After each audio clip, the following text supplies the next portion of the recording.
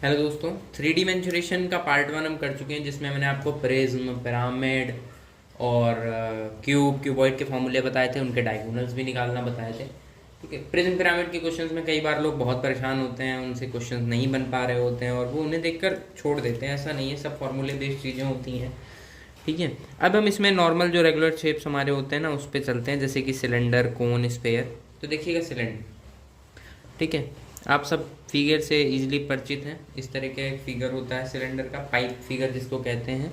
तो नीचे एक सर्कल का बेस होता है, रेडियस हो गई और ये इसकी हाइट हो जाती है। ठीक है, बहुत टाइम नहीं लगाएंगे, हम सब इस लेवल के एग्जाम पे हैं, तो ये सारी चीज़ें आपको बताऊंगी बस रिवीजन पर्पज से। Volume pi r square h होता है।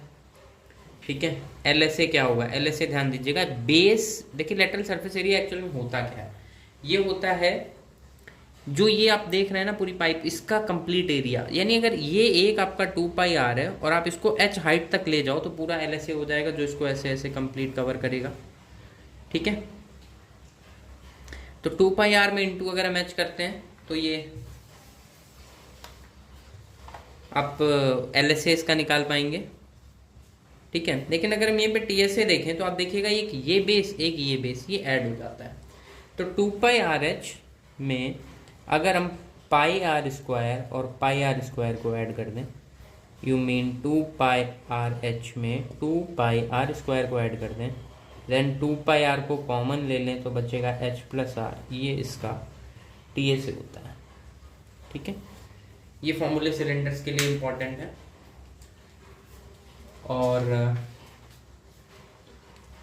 लास्ट वीडियो में मैंने पिरामिड का एक क्वेश्चन आपको नहीं कराया था और एक चीज मेरे से वहां पर बताना रह गया था, हम स्लैंट हाइट कैसे निकालेंगे। यूजुअली पाइथागोरस थ्योरम का यूज करके हम वहां पर स्लैंट हाइट निकालते हैं। ठीक है, तो यहाँ पर मैंने आपको सिलेंडर पढ़ा दिया है। ठीक है, कोन, कोन के फॉर्मूले यहीं पे देख लेते हैं। देखिए ये होता है कोन आपका, ये आर होती है, ये एच और ये एल। यहाँ पर मैं आपको स्लैंट हाइट निकालना बता दूंगा। देखिए इसका जो वॉल्यूम होता है, वॉल्यूम वो होता है 1/3 पाई आर स्क्वायर एच। इसका जो एल एस ए होता है वो होता है पाई आर एल, जिसको हिंदी में वक्र पृष्ठ का एरिया कहते हैं। और संपूर्ण पृष्ठ का एरिया जो होगा, इस पाई आर एल में आपको ये बेस ऐड कर देना है, पाई आर स्क्वायर। तो pi r l plus pi r square, आप पाई आर कॉमन लेंगे तो आएगा ब्रैकेट में एल प्लस आर। ये टी एस ए का फॉर्मूला है। ठीक है, अब ये एल निकालते कैसे हैं, ध्यान दीजिएगा। ये कुछ इस तरीके का है, ये एच, ये आर, ये एल, ये पाइथागोरस थ्योरम है, तो आप पाइथागोरस थ्योरम लगाएंगे, H square plus R square, यहाँ से आप एल निकाल सकते हैं एच और आर देने के बाद। स्लैंट हाइट कुछ इस तरीके से आपसे निकलती है। ठीक है मेरे भाई, अब अगर हम आगे बढ़ते हैं क्वेश्चंस में, मैंने आपको कोन के फॉर्मूले भी बता दिए हैं।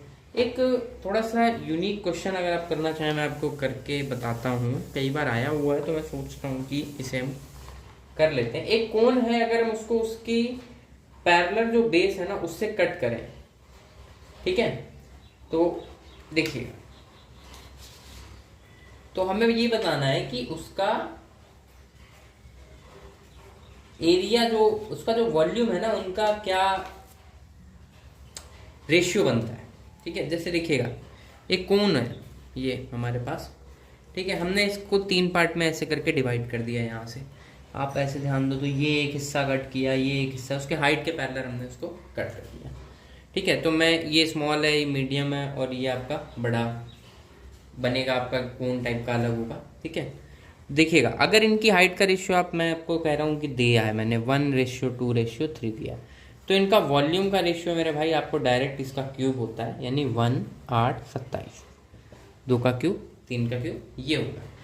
तो क्या इसका एरिया 1, इसका 8, इसका 27 होगा? बिल्कुल नहीं, इंटरप्रिटेशन की गलती मत करिएगा। देखिए पूरे का 27 है, पूरे का क्या है 27 है, तो ये 1 है, ये पूरा 8 है, तो यानी ये वाला हिस्सा बचा 7, ये पूरा 27 है और उसमें आप 8 घटाएंगे तो ये बचेगा 19। यानी अगर इन तीनों का आपसे पूछेगा तो 1, 7, 19, ये इन तीनों का वॉल्यूम होगा। और ये कई बार क्वेश्चन आया और लोगों ने ये आंसर लगाया है, ये गलती आप नहीं करेंगे। ठीक है, आपको ये आंसर लगाना है अगर वो तीनों जो कट हुए पार्ट हैं उनका आपसे पूछता है तो। यानी ये पार्ट अगर मैं अलग करके दिखाऊं तो ये अलग है और एक ये पार्ट अलग है और एक बड़ा सा ये पार्ट अलग है, ठीक है, इनका 1719 है।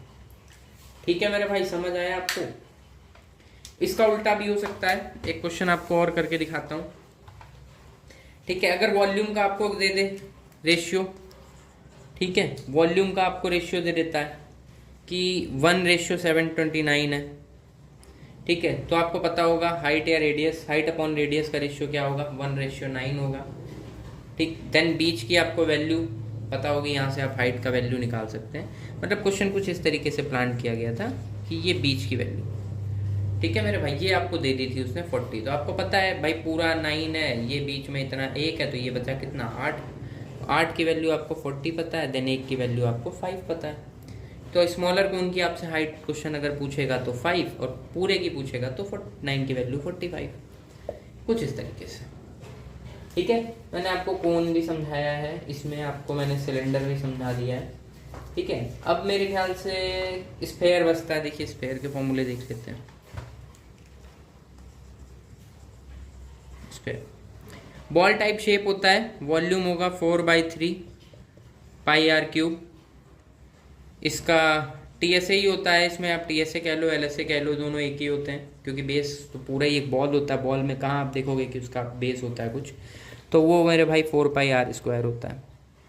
लेकिन अगर हेमी स्फेयर हो, आधा हो, कटोरे जैसा हो, तो उसमें एक बेस ऐड हो जाता है πr²। तो आधा है तो वॉल्यूम इसका हो जाएगा पूरे का आधा 2/3 πr³।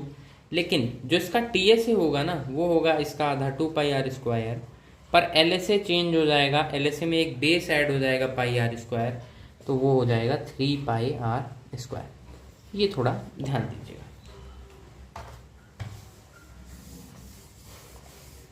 इसी तरह के वीडियो में अगर आप आगे बने रहना चाहते हैं तो प्लीज़ वीडियो को, चैनल को सब्सक्राइब कीजिएगा, वीडियो को शेयर कीजिएगा ज़रूरी लोगों से। Thank you.